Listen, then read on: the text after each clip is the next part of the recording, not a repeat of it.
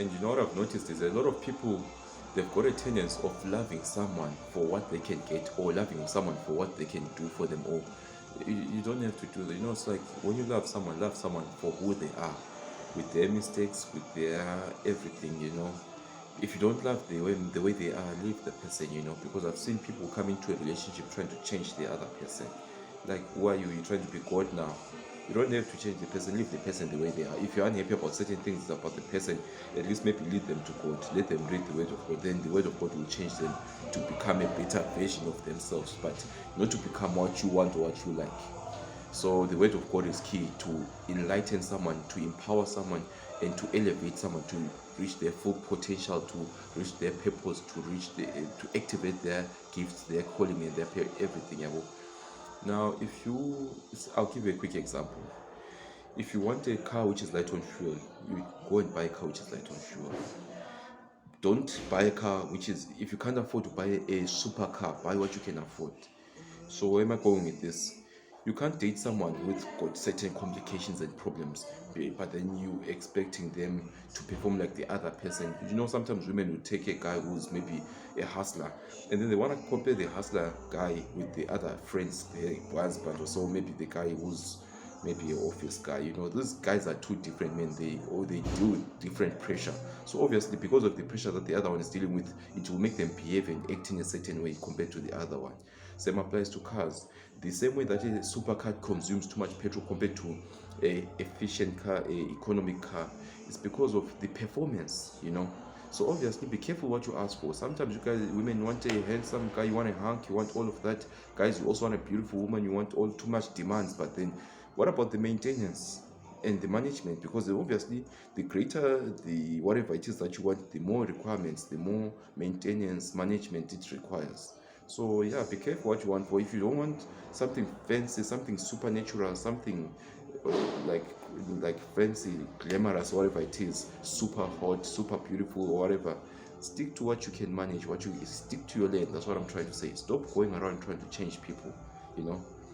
That's why most people are miserable out there, because they want the best, the greatest things out there, but then they don't have what it takes to maintain, to manage those things. And greatness comes at a high cost. It costs a lot. So, and very few are willing to pay what it costs. It can cost you your life, it can cost you your finances, your spirit, your energy, your a lot of things, because people don't, it's not only about money, it's a lot of things that come into play actually. So it's especially when it comes to relationships. So it's not only money, there's spiritual connections, there's mental emotions, feelings, there's physical things, and financial, a lot of stuff. So people need to be very cautious. I remember for me personally, I used to focus too much on the business. Then I was like, I don't really want to pay that much attention to this relationship matters. But then only later on when I discovered, okay, listen, the relationship matters have got a big role in your life. Because if you are with the wrong woman in your life, everything will fall apart. Or if you are with the wrong guy, everything will fall apart. It doesn't matter what you've built. And if you're with the right person, everything will go well. So you need to know that a relationship has got it, because now when two come together, they become one. You get connected, affiliated, married to the wrong person, everything will fall apart. You won't go anywhere in life, you just go backwards. You die of depression, stress, whatever it is. You go for the right person, you proceed, you prosper, you excel in life, you be a joyful person, everything at peace, all will be well with you. So relationship matters, marriage, or all those things are very important. We need to not overlook at them, because if you do so, it will come and knock you down and knock you hard.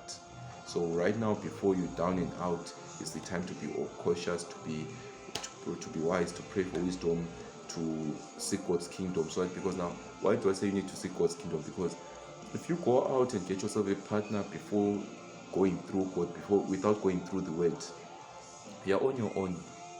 And then that's why there's too many divorces out there, because most people went out there, then they went on their own, and then most of the time, if you look at it, some of these people, they got married, but then they got married to someone else's partner. So now obviously it's not your rib, it's going to start manifesting and rejecting you. Before you know it, you're going to fall apart. But if God is with you, it won't fall apart. There's no part in the Bible where I had Adam and Eve divorced, because God was with them. Yeah. And what I'm trying to say is that what is created for you won't reject you. If God is with you, it won't fall apart. But if God is not with you, it's definitely bound to fall apart sooner or later. So the reason of high divorces and all these things out there is because there's no God in what people are doing. They're going on their own, then they're just doing as they please. That's why it ends up falling apart. Don't forget, from the get-go, Eve is not the one, Adam is not the one who complained to God and said, I need a partner. No. But God looked at it and he saw that this one, he needs a helper. This one needs a partner. Then he created a partner from him. He didn't rebuild the partner from something else, but he took the partner from him because these two are one.